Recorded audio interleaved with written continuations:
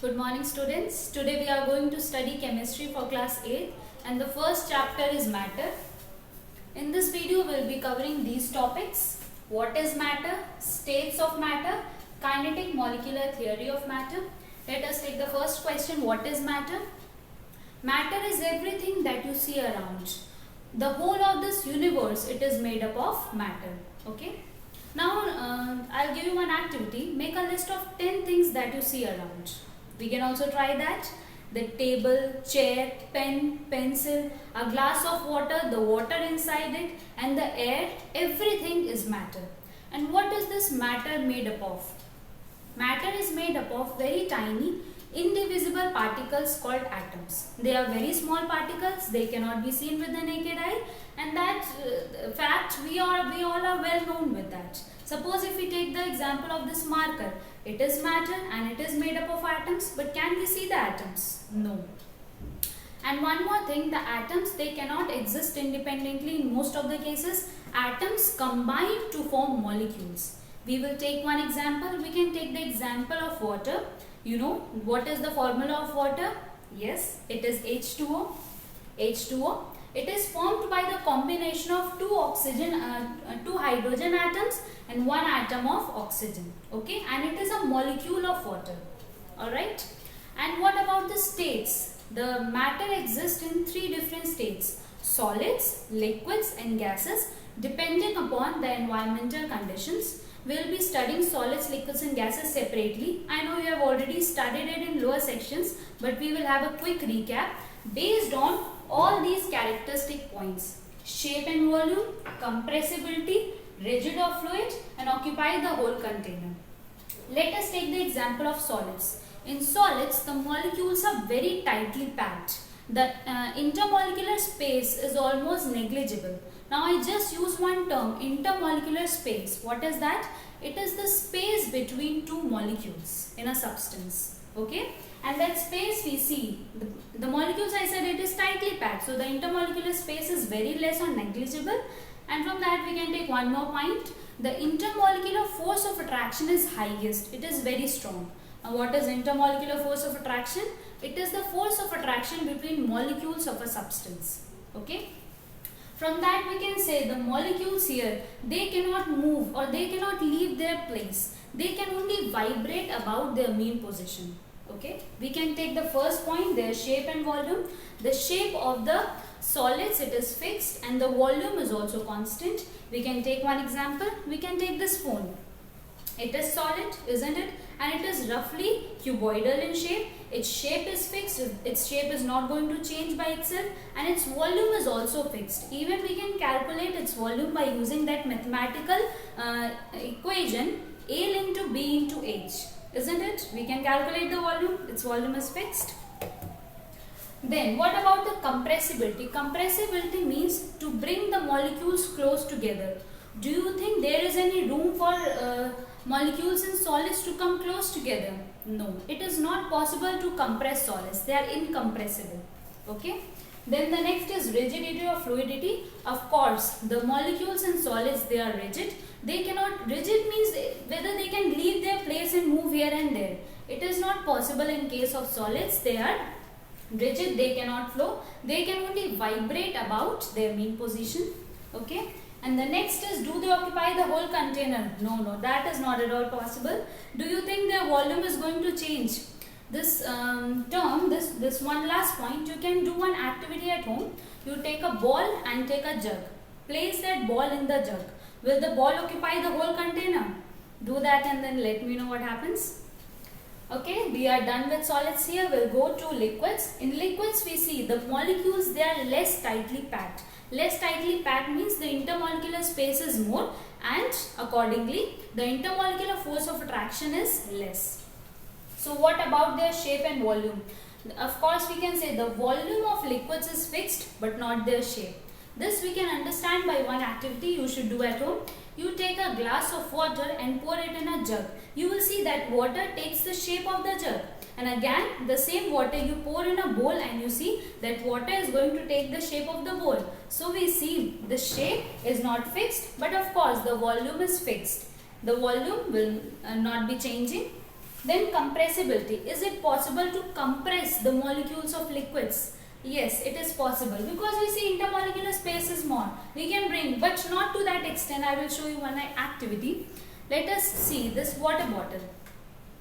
Here we see water is there and somewhere molecules are there. When I try to compress it, press it, of course it is getting compressed. Yes? But what are we actually compressing here? We are compressing the air molecules above. We are not compressing water. Okay? So we can understand liquids, and the same water, the same bottle, if you fill it completely with water, it is very difficult for us to compress. You have to be a Superman for that. So we see liquids, they are incompressible, or we can say they are slightly compressible. Then what about rigid or fluid? Of course they are fluid, because they can move. They can leave their place and move here and there, but only within the liquid. Okay. Then do they occupy the whole container? No. Just now I told you in the first point their volume is fixed, so they are not going to take this whole space of the container. Okay, that's all for liquids. We will proceed to gases. In gases we see the molecules, they are far apart. The intermolecular space is highest and the intermolecular force of attraction is weakest. So the molecules, they are free to move everywhere. They randomly move, keep on moving. Okay, we'll see the points. What about their shape and volume? Neither the shape is fixed nor the volume is fixed. That means and what are we going to take their volume? The volume of the gases is actually the volume of the container in which it is kept. Okay. The same gas, you see here, this gas is kept here. If I am going to transfer this gas in a bigger container like this, then the same, it will occupy the whole container. That means its volume changes, isn't it? So the volume is not fixed, neither the shape is fixed. Then what about compressibility? Gases, they are highly compressible, and that we come to know how. Because the space is much, they can be brought close together. They can be compressed. And what about rigidity or fluidity?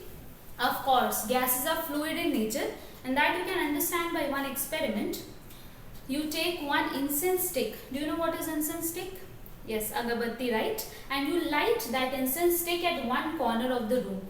On the other corner of the room, you will be able to get its aroma, its smell you will be able to get. How? What happens? Because that air molecules, it flows towards the other corner. The same experiment you can do with deodorant also, and you can understand the fluidity of gases. Now the last one, do they occupy the whole container? Of course. We just saw that the gas, when we transfer it to a bigger container, it takes the whole container here. Alright. The next topic we are going to see is the kinetic molecular theory of matter. This theory was put forward to understand the behavior of molecules in solids, liquids and gases, and it is composed of 6 main points. The points are listed here. We'll see one by one. The first is composition of matter. Second is movement of molecules in kinetic energy. Third is intermolecular space. Fourth is intermolecular force of attraction. Fifth, collision of molecules. And sixth one, movement of molecules in different states. So the first one, composition of matter. I already told you in the beginning of the video that matter is composed of molecules, isn't it? But also I said it is made up of atoms, but you know atoms, they do not exist independently in most of the cases. They combine to form molecules. I hope you remember the example of water. So we see matter is composed of molecules, and if we take a particular substance, all its molecules will be identical. We can understand if we are taking a water molecule from distillery water, that also will be H2O. If we are taking a water molecule from tap water, that also will be H2O. Or if we are taking water from river, that also will be H2O. That means for a particular substance, all its molecules will be same. Alright. The second point is movement of molecules and kinetic energy. The molecules, they are always in state of motion. They will always try to move here and there depending on the space available to them.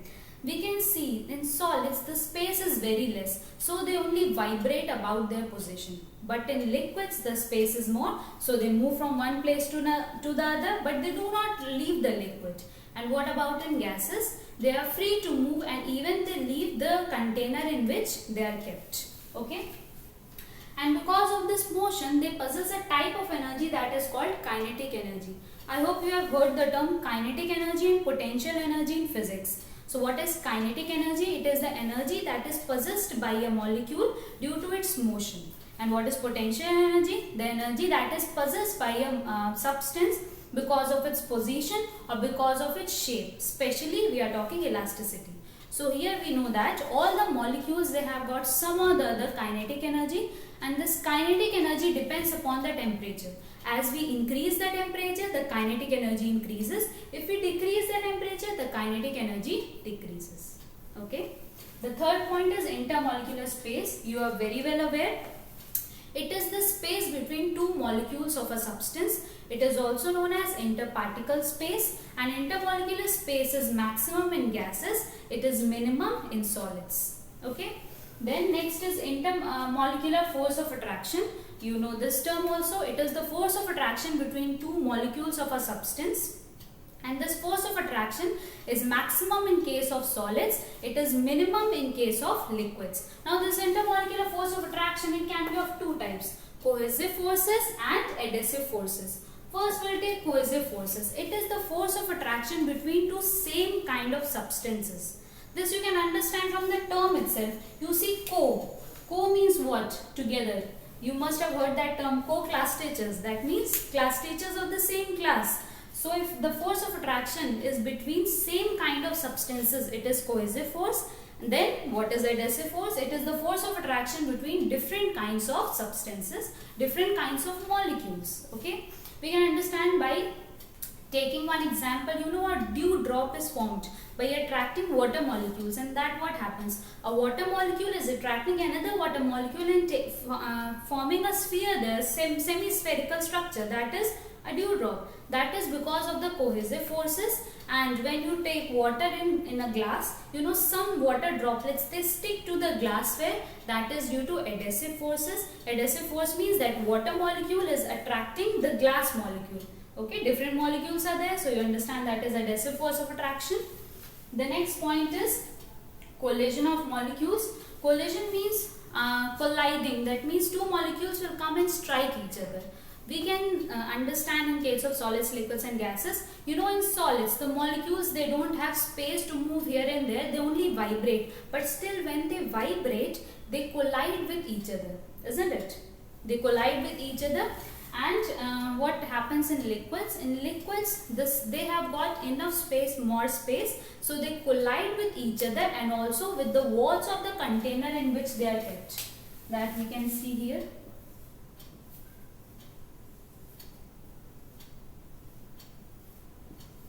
Suppose if this is a liquid, if I have kept milk in this one, so they are going to collide with each other, come close to each other, and also sometimes they are going to hit the wall of the container. The same thing, the same case, the same scenario will be with gases. In fact, you know, they have got even more space. So they will collide more, they will collide and also with each other also and with walls of container. But I should tell you this point, the collision is maximum only in case of liquids, because the intermolecular space is less in liquids. They get more chance to collide, to come close together. Okay, and when they collide with the walls of the container, they exert a force, and that force is known as pressure. You must have heard of that term. So what is pressure? When molecules of the substance collide with the walls of the container, they exert force, and that force per unit area is known as pressure. Alright. And the last point here is movement of molecules in different states. I told you molecules, they are in random motion. They always try to move just like you people.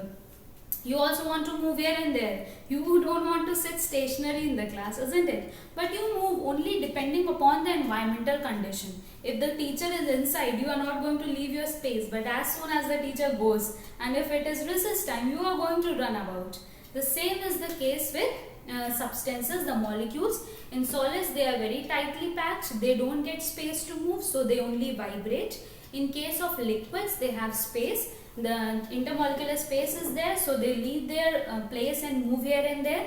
And in case of gases, pretty much space is there, so they leave the container and come out if the cork or that cap of the bottle is not closed.